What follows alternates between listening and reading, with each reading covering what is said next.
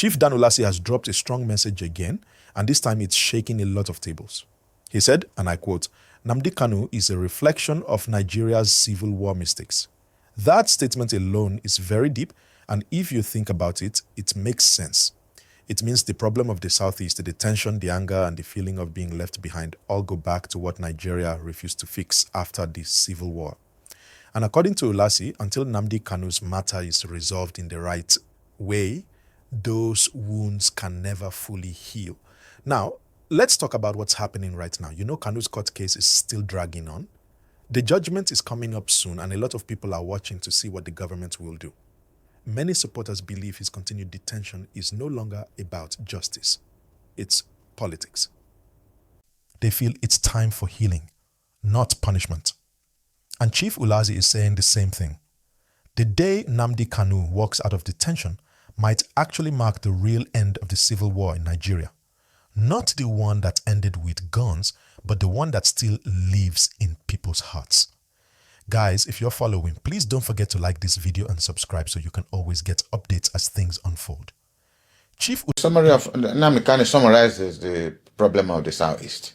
I don't want to use the word Igbos because there are non-Igbos also living in some parts of the Southeast. His case is that of a reflective instinct towards self-preservation. How do we, make it possible for our people to survive? And for our people to survive, it is if you survive, I survive. That's collective self-preservation, which other parts of the country are not interested in it. Nnamdi Kanu is an offshoot of the Nigerian Civil War. He represents the unfinished process. He represents the desire of our people to actualize their dreams. He represents the industry Barak put forward that the Civil War extinguished, and nobody was able to resume it anymore. So when he speaks, people don't understand his language because it's not commonplace. It's not the commonplace, I will give you road, I will build this, I will give water. Because he's so fundamental about his approach. Human, the human nature, the integrity of the human person, the dignity of the human person. It's not just a matter of about, giving food and water and this, but the individual requires some respect, some honor. And it's a concept that is not commonplace in the country called Nigeria. So that's why he's in trouble. And since then, unfortunately, he had the misfortune to be captured in Kenya. And 4 years down the road, that's where we are. Okay, so the case they are charging him for, what is the maximum imprisonment term for it if he has spent about that number of years in jail, It shows you the injustice. You're trying to correct somebody using, that kind of process, to correct whatever it is you want to correct. What did Nnamdi Kanu do? He wants freedom for his people. He's saying that you want freedom for your people. Is it treasonable? I don't think it's treasonable. You have a right under the Constitution of Nigeria to air your views, and airing your views. Ulasi also said something many people may not want to hear. He said some Southeast leaders don't even want Kanu released because they fear his influence. According to him, they believe that once Kanu is free, his presence and popularity will overshadow them politically. Now that's a big claim, but it's not hard to believe because we've seen how powerful his name is in the region.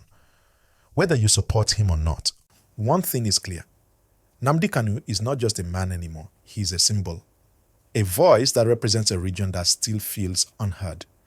And if we're being honest, that's what Chief Ulasi is pointing out.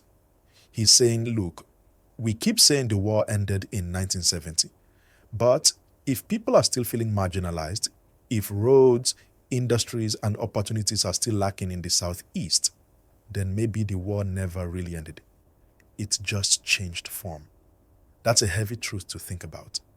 Please, if you're still watching, take 1 second to like this video right now, and if you've not subscribed, click that subscribe button, because we'll keep breaking these matters in simple, clear English so everyone can understand what's really happening. Now, let's look at what's going on in real time. Kanu's last court appearance was tense. He refused to defend himself, saying the court had no right to try him. Protests broke out in some places, and police used tear gas to control the crowd. you can see that the issue is still very hot. And honestly, you can't separate this from what Chief Ulasi said. The way Nigeria handles this case will show whether we've truly learned from history or not. If the system chooses peace, dialogue, and understanding, then maybe we can start healing. But if it's just arrests and silence, then the cycle will continue. At this point, I want to ask you watching, what do you think? Do you agree that Kanu's situation is proof that Nigeria never fully healed from the Civil War? Drop your opinion in the comment section below. Because this conversation is bigger than politics. It's about the unity and fairness of our country. Let's also be real. The Southeast people have felt excluded for decades. Many young people there grew up hearing about the war. Be reflective of what those views represent. The interest of your people becomes a personal journey for you. Achievement of those interests is a personal journey for you. So what is it wrong? Is it the way he says it? That they are not, they are worried about? The talks of freedom. What is freedom? The ability to be yourself, to exercise yourself, to answer your name, answer your father's name. What is summary of freedom? Wake up in the morning and say, I want to go to Lagos, and nobody stops you. I want to go to anywhere, nobody stops you. That's freedom. To associate and not to associate with anybody, that's your freedom. But some parts of this country, they determine what that your freedom is going to be. That's the summary of Nnamdi Kanu's problem. The rest of the country want to determine for us what our vision will be. Maybe aligning it to what a French philosopher Voltaire said, he says injustice leads to independence. I will likely to see it in this light, that the injustice of today might eventually lead to the independence of people so subdued. Because if people protest about it, if we remain docile, injustice will not fight for itself. That is impressive. Just more, that's what Nnamdi Kanu is doing. The French philosopher, that theory has been there for a long time. But the French people also fought in the French Revolution to be free. People have to pay the supreme sacrifice. That's what is going on. How you pay it depends on how you started, your own revolution, how you started, protesting, what process it is, just speech making or protesting on the streets or television discussion or, a variety of ways you can motivate your people to be able to achieve, an honest, purpose for their survival. All right, so maybe we'll use this opportunity to look at here about promises that were never fulfilled. And when they look around, they still see signs of neglect. Fewer federal projects, fewer opportunities. That's why voices like Kanu's became powerful. It's not just what he says, it's what he represents. Now, if we go by Chief Ulasi's words, Kanu's release could be the key that opens the door for healing. It could make the government and the people start talking again, not fighting. Because whether you support or criticize him, peace in the country is something we all need. Please take a moment, like this video and subscribe if you're new. I really mean it, because we're not just talking headlines here. We're trying to understand the bigger picture of what's happening in Nigeria. So, the big question now is, will the government listen? Will they choose dialogue over detention? Will they sit with the leaders from the Southeast and truly address the problems? Not just through speeches, but through real action. Because, to be honest, what people want now is fairness, inclusion, and understanding. Chief Ulasi's words are not just criticism, they are a reminder. He's saying the story of the Civil War didn't end with guns. It continues in how we treat one another, how we distribute opportunities, and how we listen to the cries of different regions. Until that changes, Kanu's voice and what it represents will never go away.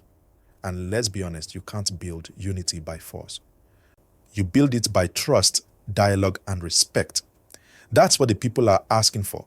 Whether it's from the government or from regional leaders, Nigerians just want fairness. Guys, before we round up, let me know what you think in the comment section. Do you think releasing Kanu will bring peace, or will it cause more division? I really want to hear your view. And again, please like this video and subscribe so we can keep having these honest conversations about what's really happening in Nigeria. life journey into politics, role in Biafra, and of course, so many issues that a lot of people don't even know about. Well, that's a history. And some of them in the past I hardly want to get back to, especially what concerns the Biafran War. I just finished high school in 1966 and then was teaching at the Queen of the Rosary Secondary School at Nsukka after my high school, and then went to the university. That was before then. Well, in 1966, after my high school, I was teaching, like I said, and suddenly the crisis started. Ironsi, after the pogrom in the north and the killing of Ironsi in Ibadan, and every aspect of peaceful negotiations they were doing between Ojukwu and Gowon collapsed. And suddenly we saw ourselves, mobilizing for, then I didn't know what it was, but every day Ojukwu would speak and Gowon would speak. And then some of us, there were a couple of white foreigners, Christian Catholic priests and Reverend sisters who were teaching at the girls' school where I was teaching, because a Catholic girls' secondary school I was teaching at. Then they told me that they are leaving. The embassies in Lagos are coming into Enugu to collect all of them out. But if I have to live in this country, I should enter the military early enough, that a time will come. That was the time I had the word conscription. I didn't know what it meant, that you'll be conscripted. I said, what, conscripted for what? They say you'll be taken forcefully to be put in the army. Nobody will know whether you went to school or not. And at all levels, you're a graduate, you all be, private soldiers and all that. That's how I was part of the first officers that were trained in Biafra for 2.5 months. And my number then was B/0009. So the 9th person who was commissioned in Biafra, and that's how the revolution started. 2.5 years, the rest is history. Whether there was a victim, a vanquished or victor, it's a matter of history to determine. From what is happening in Nigeria today, respect to the eastern parts of this country, there was a victor and there was a vanquished. So how did you get into politics? Well, like I said, after my graduation, I taught a little while at the Institute of Management and Technology in Enugu. I opened the Department of Basic and Industrial Science. And from there, I was watching my friend Jim Wobodo. It was, every day we'll go to a party, a function somewhere. And he said he was interested in being governor. I asked him one day, why do you want to go and soil your hands, that?